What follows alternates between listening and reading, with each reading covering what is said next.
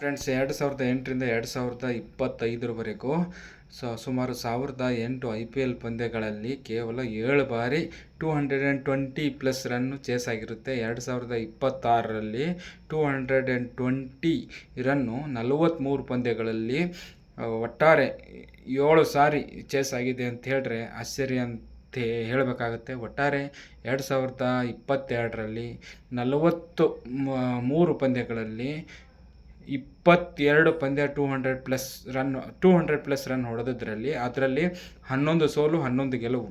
200 ಹೊಡೆದಾಗ 50-50 ಸರಾಸರಿ ಇದೆ ಅಂತ ಹೇಳ್ತಾ, ಇವತ್ತಿನ ಪಂದ್ಯದಲ್ಲಿ ಫಸ್ಟು ರಾಜಸ್ಥಾನ್ ಕ್ಯಾಪ್ಟನ್ ಆದಂಥ ಪರಾಗ್ ಅವರು ಮೊದಲೇ ಬಾರಿ ಫಾರ್ಮ್ ಬಂದು ಒಂದು ಅರ್ಧಶತಕ 90 ರನ್ ಹೊಡಿತಾರೆ. 50 ಬಾಲಲ್ಲಿ 5 ಸಿಕ್ಸು. ಇನ್ನು ಬಿಟ್ಟರೆ ಚೇಸಿಂಗಲ್ಲಿ ನೋಡಬೇಕಾದ್ರೆ KL ರಾಹುಲ್ ಅವರು ಸಮಯೋಚಿತ ಬ್ಯಾಟಿಂಗು, ಸ್ಟಾರ್ಟಿಂಗಲ್ಲಿ ಸ್ಲೋ ಆಡ್ರು, 40 ಬಾಲಲ್ಲಿ 75 ರನ್ನು, 5 ಸಿಕ್ಸ್ ಹೊಡಿತಾರೆ. ನಿಶಾಂಕ್ ಅವರು ಕೂಡ ಮೊದಲ ಅರ್ಧಶತಕ ಹೊಡೆದು ಅವರು 62 ಉತ್ತಮ ಆರಂಭ ಒದಗಿಸಿಕೊಡ್ತಾರೆ 33 ಬಾಲಲ್ಲಿ. ರಾಣಾ ಕೂಡ 17 ಬಾಲಲ್ಲಿ 33. ರಾಣಾ ಔಟ್ ಆಗಬೇಕಾದ್ರೆ ಈಸಿಯಾಗಿ 30 ಬಾಲ್ 55 ರನ್ ಬೇಕಾಗಿತ್ತು. ಅಂಥ ಸಂದರ್ಭದಲ್ಲಿ ಔಟ್ ಆಗ್ತಾರೆ.